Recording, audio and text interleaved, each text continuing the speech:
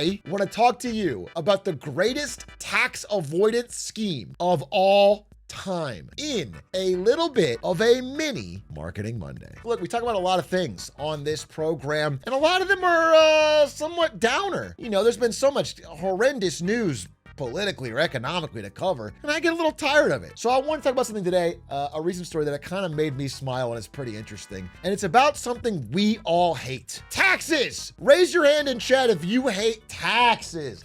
Yuck! We're taxed enough already. No more debt. Okay, I don't understand how the country can have no more debt if we don't tax people. Listen, I'm sick of Joe Brandon's greedy hand reaching out into my pocket and grabbing all my dollar bills. Yuck. When the IRS comes, I barricade myself up and I defend my hard-earned money. That's what a true patriot does. I hate taxes. But what is one thing I hate more than taxes? British taxes.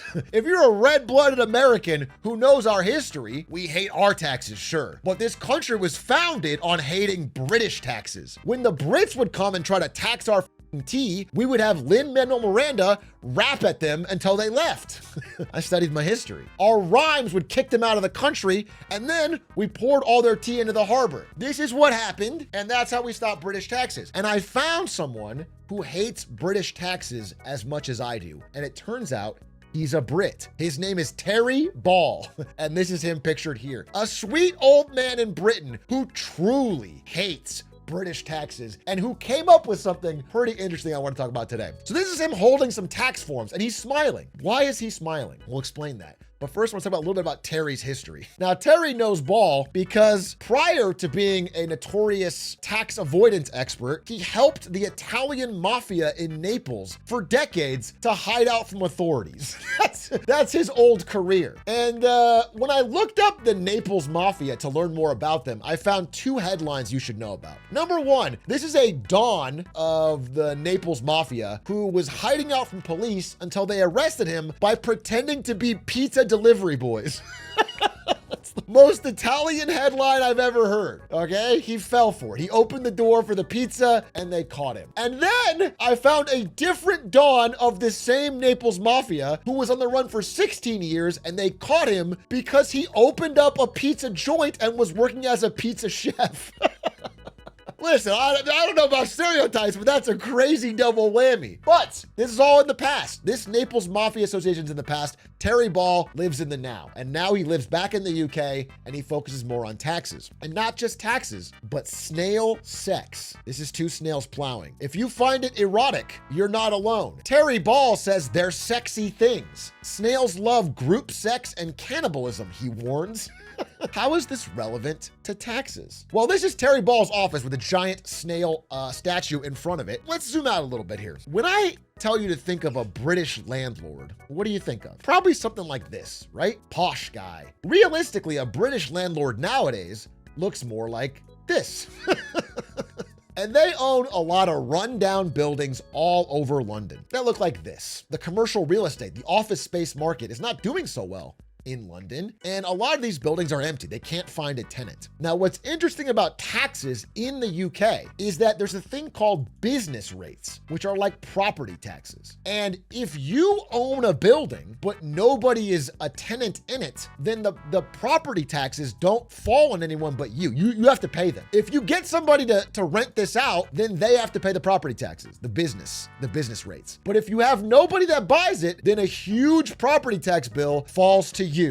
And that makes you right angry. And quickly, you can find yourselves paying hundreds of thousands of pounds a year in business rates, despite having no income from your building. So what do? Now, the point of property taxes is to incentivize productive uses for the land. So if you can't find somebody to rent it out, then theoretically you could lower the rent and find a tenant. You know, that could make sense. You could sell the building and someone else can build something better there that is more likely able to pay the property tax. That would be a good idea. Or you could start having snails.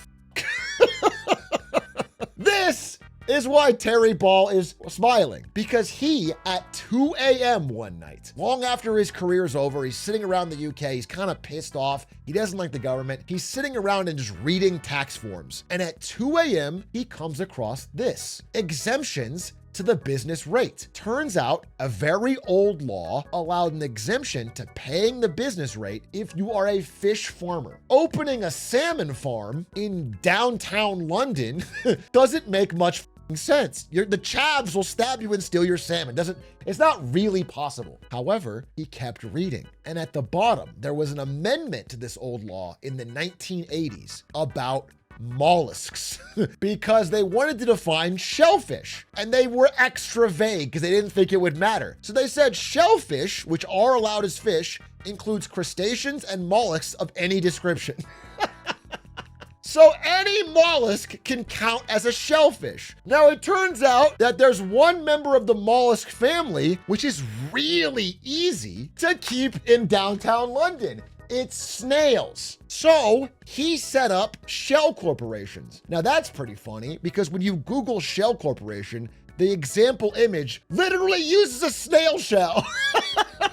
But he set up literal shell corporations like South Devon snail farms and started putting up these easy to use snail breeding boxes in abandoned buildings to avoid paying the taxes. This is what the inside looks like. The snails are breeding like crazy. He tosses some snails in there, tosses some lettuce and carrots, and now he's got an officially registered snail farm in the building. By the way, there is some danger to this. The mortality rate is very high. If you put more than 2 in a box, you start getting cannibalism and snail orgies. I mean, he goes into more detail on his new method involves freezing the snails for a bit so they start hibernating and then putting hamster food in there so they last for weeks without any human contact and not having a lot of, it's crazy how he's planned it out to make it a long-lasting snail farm. Once he's done this, he started to approach businesses and landlords in London by making a firm called Crusader, Property Rates Avoidance. And he hired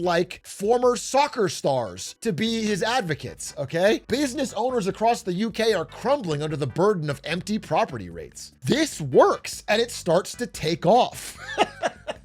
So let me walk you through the exact scheme here. This is a real building in London. Okay, it's Winchester House at 259 Old Marylebone Road in northern London. This is a building that the owner cannot rent out. The rent they are charging is too high and nobody wants to rent it for their office or their business. So he has to pay exorbitant business fees, tax rates. This landlord simply goes to our friend Terry Ball and pays him a small fee to set up a shell corporation snail farm that then runs in his building. Terry Ball brings the box with the snails, puts it in the building and says it's rented by a snail farm. And voila, now you don't owe any taxes on this whole building. And if the government ever comes at your business and is like, hey, what is this shell corporation doing? You still owe some taxes, you still owe something, where's your revenue? And they shut it down. Well, guess what? It has no revenue, it has no cost, it's just a box and a piece of paperwork. So he just makes a new one. He just makes a new tenant, a new snail farm, and moves on. You can just Phoenix it. There's no switching cost. So it's a whack-a-mole game they can't win. In fact, for example, South Devon Snail Farms might become SNAI1 Primary Products Limited. The second the accounts are overdue, they just move to a new snail corporation, and you can do this for years and years and years and not pay any business rates. This business starts to get big enough that he starts to hire his former Italian mobster friends to work as lettuce choppers for this burgeoning snail business. Again, we're drinking with Joseph, whose real name is Giuseppe, who's cutting up lettuce with a cleaver to feed thousands of snails. And they're just shipping snails to empty warehouses and buildings all over the UK to get out of business rates. Now, this is an ongoing story. And I do want to give credit right here to the incredible reporting by London Centric. They're a Substack I follow that covers London. They're the best and the most interesting detailed piece on this. So shout out to London Centric. This story's ongoing because it hasn't been cracked down on yet. This is still going on. And the reason I want to bring it up is because while this is very funny, there's a part at the end of the presentation where the host is supposed to look at the camera and give a heartwarming lesson. There needs to be a heartwarming lesson here. And so I want to smile for a second and say, listen, the UK is not unaware of this snail scam. They now know that there's snail going on in a ton of empty buildings, and they are losing millions of pounds of revenue they should be having. They know this is happening. If you talk to them, they talk about how ludicrous it is, but they say they have limited resources, okay? We will be on the trail, the snail trail of the snail racketeers. Or anyone else that thinks they can see the later. But it's a game they are not equipped to win. And it reminded me of a story we talked about a while ago, where one of the things that I liked that Joe Biden did was propose a big increase in funding for the highest end of IRS enforcement. $80 billion of funding so IRS would be a strong, well-funded, well-equipped, well-staffed institution that could actually combat the tax lawyers and the tax cheats and the very wealthy. This is kind of an unpopular position that I took at the time, because most people hear this and they get a little bit spooked. They don't like the IRS. Nobody likes the IRS. It doesn't sound fun. Nobody likes paying taxes. So they hear this and they think, ew. In fact, a very successful attack ad was run against Biden on this exact proposal. If Joe Biden gets his way, they're coming. IRS agents. Biden's massive tax increase plan includes a staggering $40 billion to help recruit an army of IRS agents. Oh, no! Agents aggressively coming for every dime they can grab at your house and at our small businesses. The new America? Defund the police, but add thousands of IRS agents. We need Senator Moran to step up and stop Biden's radical plan. Tell Senator Moran Kansas votes no. So the ending of this is extra important because Senator Moran is actually a Republican from Kansas who is working bipartisanly on helping fund the IRS. But in fact, these attack ads ran primarily in Republican districts to convince the senators to vote against what they were working on, to scare them off of being bipartisan on an American funding of the IRS. These are well-funded attack ads by very rich people that are trying to prevent anything that would allow a coordinated effort to stop tax cheating. A hamstrung IRS is a gift to rich tax cheats and a headache for honest taxpayers. And now we are looking at Trump cutting the IRS workforce by up to 50%. This is gonna make it, I mean, for people in my tax bracket, I might welcome this, okay? I'm already lazy with my taxes and now I have less chance of worrying about auditing. I can do whatever I want. This is, I think, negative. And so I'm using this story of Terry Ball and his audacious tax scheme to point out that, like, you as an individual should be more amenable to the idea of a strong tax system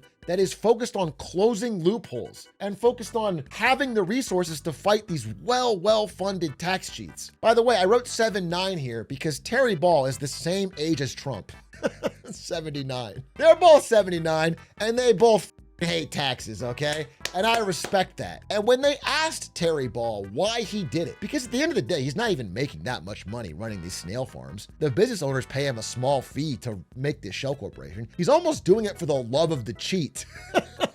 And they asked him why, and they said, look, bro, I'm 79, I'm bored and old. All my friends have retired and you can't have a conversation with them. They're just waiting to die. I've had a laugh every day, no matter what happens, I've had a laugh. And maybe that's what our good friend Donnie T is doing, just having a laugh, tearing down our tax system. And if that's the case, I have to respect it. Shout out London Centric and thank you for the story.